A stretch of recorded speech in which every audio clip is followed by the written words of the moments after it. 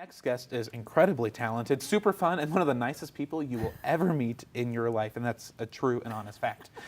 She's recently performed in a world premiere musical in Texas and is now taking on the role of Helen in Fun Home at Colorado Springs Fine Arts Center. So please welcome Megan Vandehay. Thank you. Of course, how are you? I'm thrilled to be here. I'm happy you are here. I love your couch. I know, first time with the new couch. I'm so happy I had you two for the very first time on this couch. Very nice. It's different having like a sectional, because I used to have that desk and the couch, so it was like more like the late night thing. Okay. So I'm still getting used to like, how do I talk to people on a sectional? It's just different. I love it. Yeah, me too. I wish it was like a hide-a-bed, so I could just like fold it out and have a place to sleep at night. I was going to say, it does kind of beg that, doesn't it?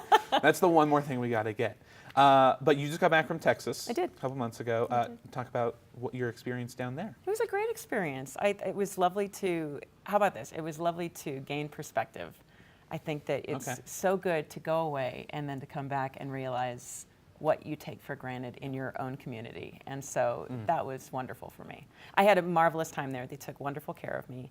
I got a chance to work very closely with David Knowles. In fact, he lived right next door to me, the composer of the piece. Yeah. And so David and I got to know each other really well, and that was a huge takeaway for me. But more than that, I think it was just, it hit at a time when I really needed that perspective. I think it's one of those, you get mired down in your own community and you think, oh, it's gotta be better or different, or maybe they're above this somewhere else. No, actually it's the same everywhere. And that was wonderful. But it was also one of those times that I can't even tell you being away, and I've never been so proud of our community and everything else as I was watching everything that was going on back home and the way that our community rallies around people. Because you were gone for Dan Langhoff's Celebration Life. Which was really, really hard. Yeah. But she sang. I did. You did. David was wonderful. David composed a song and we were able to get it on video and send it back.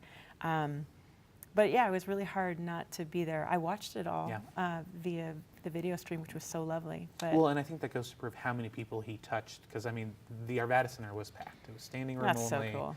Plus people watching online. I mean, just his presence was immense. Well, and not just Dan's. But I look at, it's Dan and Rebecca who have touched so many people in the community and are just, I mean, they were such a force. And Rebecca still is. I am blown away by her strength and her power, and just watching what an amazing mom she is. Yeah. But so you were gone all through the night was the name of the musical? It was Upon a Midnight Clear. Upon a Midnight Clear. My bad. No, but it was a world premiere musical, first time ever, and now you're back, and you're about to jump into Fun Home. I am. As Helen. I am down at the Colorado Springs Fine Arts Center. Colorado Springs Fine Arts, which is a beautiful space down there. It's gorgeous. Yeah. I was so excited. So we went down last night. We had a really cool opportunity. Janine Tesori was in town, and so we had dinner with her last night, which was awesome. Yeah, that is amazing. A little starstruck, you know, and at one point they opened up to questions and they said, you know, what does everybody have to say? And we all got very quiet. Then you go, like, can someone else talk first? I know, entirely. But it was so cool, and she was so gracious and so down to earth, and so I think that she's so appreciative and so excited that so many people are doing the work and it's getting out there, and she kind of gave permission too, because I looked at her and I said, what are you most concerned that people will get wrong? Yeah. And she just said, I don't think that people can get it wrong. Yeah. So that was it was this wonderful permission to do what you want to, which was really great. Yeah. And I think that's one of my favorite parts about Fun Home is it's just such an emotional story, and the message is so clear. It's just about love and acceptance and being who you are. And it means so many different things to so many different people, which I thought was one of the cool parts about the piece. Yeah. Nathan, our director, said beautifully last night, which I just thought it was great. He said it was a piece about figuring out how you can become an individual within a structure that already exists. Yeah. And I thought that was such a lovely way to put it. I hadn't thought about the piece that way. Yeah. So. Love it. And this was not planned by any means, but you guys are both Helens. A Miners Alley and the Colorado Springs. But I think you responded, you can do this date, and then 5 minutes later, Heather, you responded, and I was like, well, I guess we got the two Helens on the same show together. Perfect. Bookended it. Yeah. Perfect. So, talk both of you guys about what is it like portraying Helen, Allison's mom, in the show. You go ahead. Well, yeah, because you're starting. Yeah. So Helen is the safe character. Yeah. Like, for instance, whenever people walk out or vocalize their displeasure, it's never at me. It's at everybody else but me. So that's really interesting. Helen is the one holding up the ship. Yeah. And so every time you see my character, she is sewing something, folding something, carrying something. She is keeping the house going because she's made this deal with this man to raise children, even though she knows about his other desires. Yep.